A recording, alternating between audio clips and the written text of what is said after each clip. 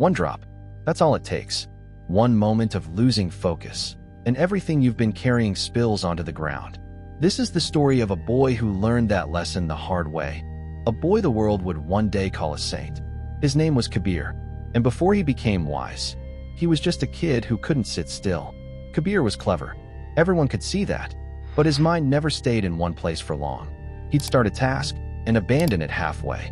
He'd promise himself he'd focus, and 5 minutes later, he was somewhere else entirely, chasing a sound, a thought, a butterfly. His father watched this happen over and over, and one evening, he finally said something Kabir would never forget. "Kabir, your mind is like a wild horse. Let it run loose, and it will drag you wherever it wants to go, not where you want to go. But tame it, discipline it, and it will carry you anywhere you dream of." Kabir heard the words, but he didn't feel them. Not yet. So his father made a decision.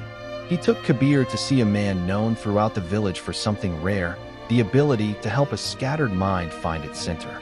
They called him simply Guruji.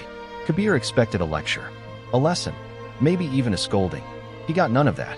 Instead, Guruji listened quietly to the father's worry, and then, without a word of warning, he did something strange. He filled a glass of water, right to the edge. One breath too much, and it would overflow. Then he placed it in Kabir's hands. "Walk once around my garden," he said, "and do not spill a single drop." That was it. No explanation, no warning. Kabir almost laughed. This was the great lesson? Just walk? It seemed almost insulting how simple it was. He had no idea what was coming. The first sound came almost immediately. Birds exploding out of the branches above him. Kabir looked up, and the water didn't care that he looked up. It simply spilled.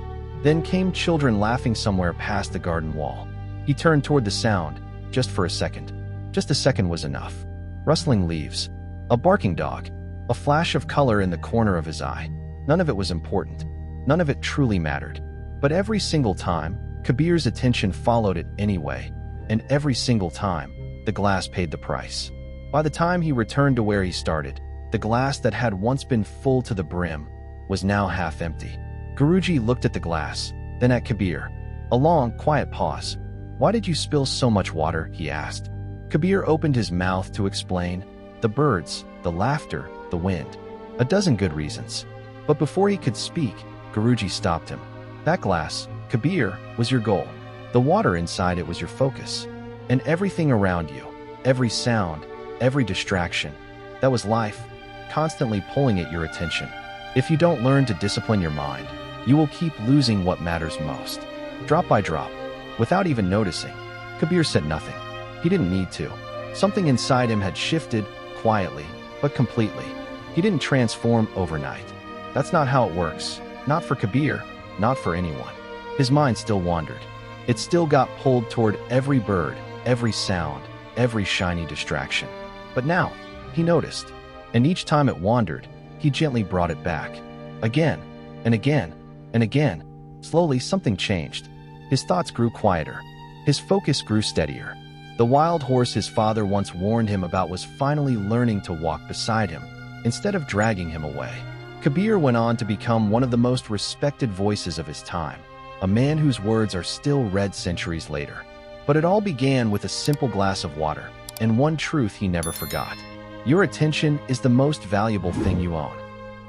Every distraction that pulls at it, every notification, every noisy thought, every small temptation to look away, is asking for a piece of what matters most to you.